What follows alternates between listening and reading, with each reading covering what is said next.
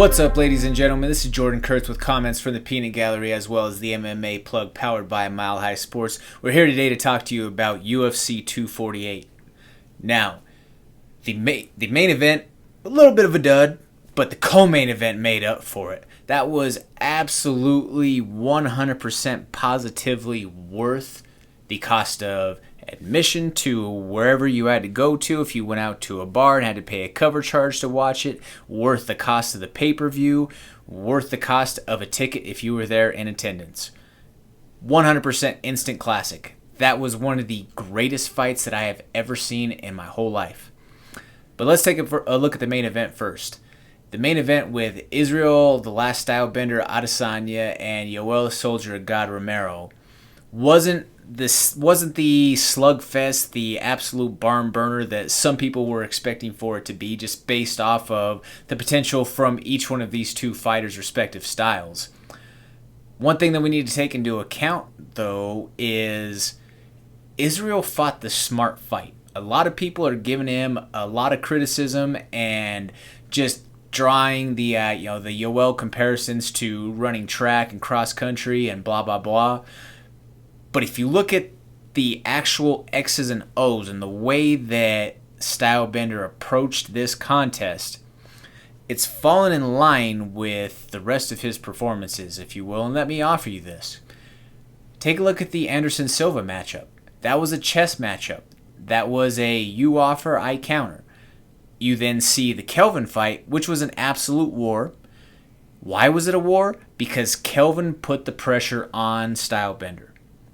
Israel then engaged based off of that pressure that was being brought forward to him. Same thing in the Robert Whittaker fight. Robert Whittaker continued to pressure forward, and Izzy pieced him up based off of every movement that Bobby Knuckles did when he moved forward. Yoel didn't offer a whole lot of offense in that regard. So much to the point to where Dana ripped him a new one in the post-fight press conference. Yoel, from the opening bell, just stood there in the center with his hands up. Now, that could be taken one of two ways. The Yoel fans are going to say that, oh, well, he was standing there waiting in the middle, waiting for him to engage. Well, you have to take this with a little bit more of a sense of urgency, in my opinion, if you're the Yoel Romero side, simply because he's had multiple title shots where he's came up short thus far.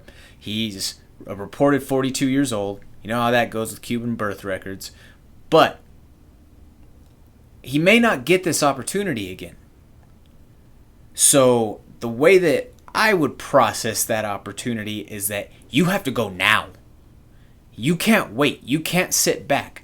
We've seen this before from Yoel, where he plays that counter game where he tries to kind of almost lull you to sleep, and then once you let your guard down, he's going to sprint for the finish. While that's a viable strategy based off of his explosiveness, athleticism, and his just otherworldly power, when you run into a guy that strategy doesn't work with, then you're going to end up coming up short on the cards every single time because you're not showing the initiative. It was the same thing in the Paulo Costa fight with Romero. A lot of people argued, well, Yoel won, Yoel got screwed, whatever you want to say. But if you look at his pressure in that fight, it was very similar. Very, very similar. And I also offer to you that Israel fought the smart fight because even if he were to get his hand raised, if he decided to stand toe-to-toe and bang out with Yoel and go to war for 25 minutes, there's a large chance that even though his hand would be raised, he would come out lesser of a person, or lesser of a fighter, I should say, than he was before he went in. And I will offer you these two examples, which we've already mentioned, Robert Whittaker and Paulo Costa. It'll be nearly a year before Costa steps back into the cage from his last fight, and there was a considerable amount of downtime for Robert Whittaker from the last fight with Yoel to the next fight that he took when he fought Israel. Yes, there was the hernia issue. However, you just have to wonder how much the cumulative damage effect was up to that point on his, on his punch ticker. Did not look the same against Israel, plain and simple. Let's transition now to the co-main event. If we're taking a look at Weili and Joanna, like I say, that is absolutely one of the best fights that you will ever see. And if someone were to come to me and say, oh, well, what fights should we watch, if we want to really kind of get a grasp or become fans of MMA, that is absolutely on the list of fights that I would encourage you to take a look at. Joanna looked great. She looked in vintage Boogie Woman form. She looked dialed in throughout the entire process of fight week, throughout all of the media. She made championship weight while chewing gum with her AirPods in. She just looked ready to go. And this fight answered a lot of questions. This fight answered the questions for Joanna that, does she still have it at the championship level? Yes, she does. Can she bounce back from having to make that cut all the way down to 115 again? Well, she did. With Weili, it answered some big questions as well. It answered, does she have the skill set to be able to combat with somebody who is at the level of Joanna? She does. She has a very diverse skill set that has her in position to be on a potentially long and established run in that strawweight division as champion. Does she have the endurance to go deep? Well, yes, she went 25 rounds and went to war at a high pace throughout the entirety of the contest. So you answer that question as well. And then you also look at durability. Well, she wore nearly 200 total strikes, and she was still standing by the end of the contest. So yeah, I would venture to say that she passes the durability test as well. That fight could have gone either way.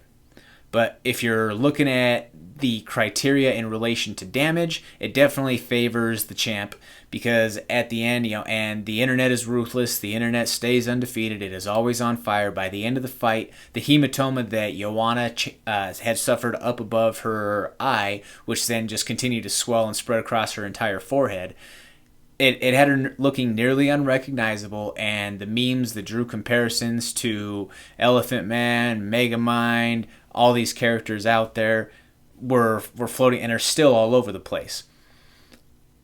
Joanna she's just an incredible fighter. I think that she is not done being at that championship level, and I think Saturday night proved that. There's a strong chance that we see this one ran back in the future, and take my money. Cannot wait for it. The other highlight of the night for me personally was the Sugar Show 2.0. Sugar Sean O'Malley is back. He looked absolutely phenomenal in his knockout win in the first round over Quinones. A lot of people were questioning if he would have ring rust, or was this too big of a test? Is there too much pressure, being that he was the main event on the ESPN prelim portion? Well, I think he silenced all of those questions, all of that doubt. The Sugar Show is for real. He's 25 years old, and I offer to you that 2-year layoff that he had for the injury, as well as then the USADA violation, was potentially the best thing that could have happened for him and the longevity of his career. Being that he was fast-tracked and that he was in the UFC so young, there's the chance that he was going to run into some tests and some things that he might not have been just equipped for yet at that stage of his career and at his level of training.